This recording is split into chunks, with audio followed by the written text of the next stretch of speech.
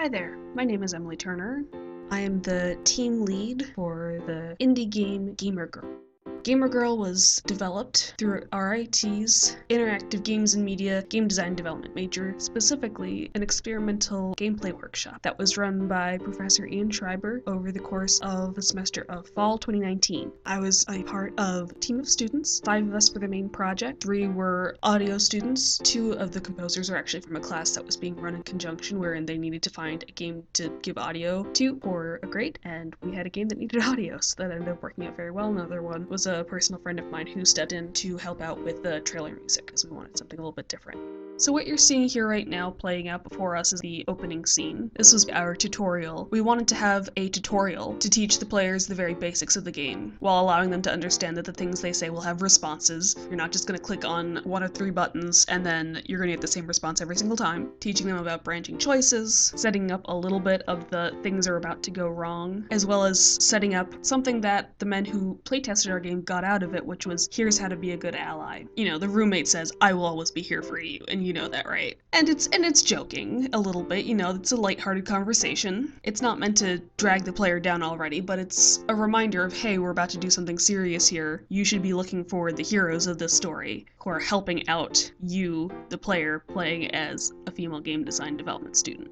So the initial idea for the game actually came from a phenomenon that I think most girls in the game design development major could attest to. Was there's plenty of non-predatory men in our major. Plenty. But whenever you talk to them about, man, there's a lot of creepy people in a tech school, as one might imagine, it would always be met with a, what are you talking about? I've never seen that before. And then usually girls would go on to recount their horror stories of like, oh yeah, remember Chris? Followed me home, figured out my number after I had to change numbers because he kept texting me. You know, that's an example of one of them, but there are a lot of horrible stories. But generally, as me and other friends of theirs who, you know, mutual friends who were girls, would start telling their stories, you would just see this dawning look of horror on their faces of, oh my god, what? Oh my god, really? Wait, how did that, what? And just like complete cluelessness, which to some degree, they're lucky that they're so privileged that they get to have that ignorance, but to another degree, it kind of is ending up screwing over their female peers because guys don't even know what's going on. And this happened quite a few times. And so this was actually the experience not only of myself, but of the other 2 girls in, there's a main 5 and then there's the 3 external team. But so when I'm referring to the team, I'm probably going to be referring to, in my brain, the main 5. Audio people were great, but they also we just showed them the game and we're like, you tell us what we want. Because they were just super duper smart and more musically oriented, so they basically were like, we know what you want. Of the main 5, we had a nice diversity of people. We had 3 girls and 2 guys. We had a transgender student, at least one who was not the transgender student, a member of the LGBT community. We had a more holistic look on gender and sexuality going in, which was really lucky that the team formation worked out that way. I think the people who would be interested in making this type of game were naturally going to be those types of people who had those experiences that they were kind of dying to talk about, and that was something that we observed a lot. And what I'll refer to, I guess, as our pre-production stage. I mean, this game wasn't developed long enough to really have those well-defined cycles that you'd find in, you know, long, larger products and productions. I would say we dedicated a good solid month at the beginning. You know, class started in August, and we dedicated a solid month-ish to research and interviews and figuring out the technology and all that pre-production stuff of, all right, before we start making the game, we have to understand this way better than we currently do. Even when you have a diverse group, there's always going to be experiences that you miss out on, but by talking to more and more people within the major, we got a way better view of specific problems, as well as trying to figure out, you know, what the patterns are, because we couldn't just write about every single bad thing that's ever happened to a woman in our major ever. It would take too long, frankly. But with these 5 characters, we identified 5 major patterns of abuse that we just saw as these common threads throughout all the stories. And it was actually great because after pre-production, even when we were working on the game, it was really useful to have those 5 characteristics, because we would still occasionally, you know, get a request for somebody who wanted to be interviewed, and I'd show up to the interview and give them a synopsis of what we had done so far and list out the 5 patterns of abuse as, you know, red, orange, yellow, green, blue, which are the 5 characters in our game. They're all redacted, but those are the colors that represent them, and the girls would immediately say, oh, I'm a red, or I'm a green, or the guy I'm going to tell you about, I've got an orange and 2 yellows. They were immediately able to slot themselves into that, which means we did a pretty good job of identifying those patterns, given how quickly our interviewees were able to establish, oh, I'm this person. So I think what you're starting to see now that there's been a few candidates up on screen, is that one of the most important elements that we really tried to lean into with our game was this discomfort.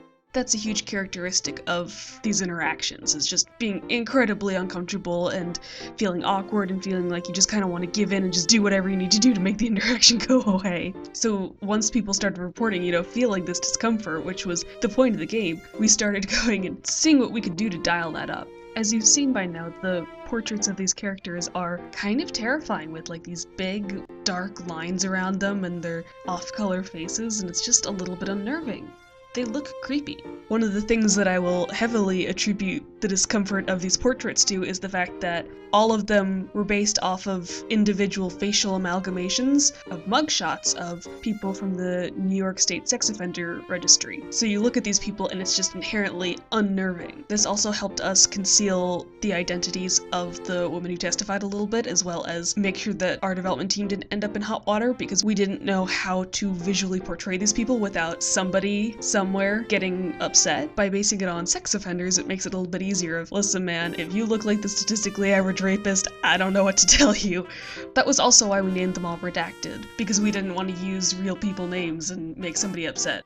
We wanted the player to have a hard time keeping track of them to some degree. We helped them identify them by colors and by faces and by fonts, so that even if you're colorblind, you can still play along. But we also kind of wanted it to seem like this never-ending tirade of people and oh my god, will it ever stop? Because that's a large part of the experience. These women who would come and talk to us didn't have one case, didn't have 2 cases, they would have 10. Some of them still active and ongoing, some of them just, I never saw him again. So we want it to almost feel like an endless barrage of these nameless faces, nameless people who it felt like could almost act without repercussion. Even the professor was based off of, these reports that we were getting of professors who were behaving in an equally inappropriate name. The line of "hello gentleman" and "lady" was an actual quote taken directly from a class where there was a girl who was the only girl in a class, which is not uncommon at RIT. It happens from time to time. But yes, it really genuinely is that uncomfortable. Anyway, we're getting towards the end of the introduction phase. I really hope that you lovely reviewers at Indiecade go on to play a few of our storylines and find them horrifying yet enlightening, which is kind of the goal. I will also say please be gentle to yourself after you play the game, because a lot of times people need a moment or two to take a breather, stretch, go outside, get a snack, all of the other things. It's a very emotionally taxing game. But yeah, thank you for listening to me rabble a bit about this game about harassment and sexism for upwards of 10 minutes. And I hope viewers of this video have never had to deal with this and never have to deal with this, because it's kind of horrible. And I hope you guys have a very nice day, reviewing more and more games.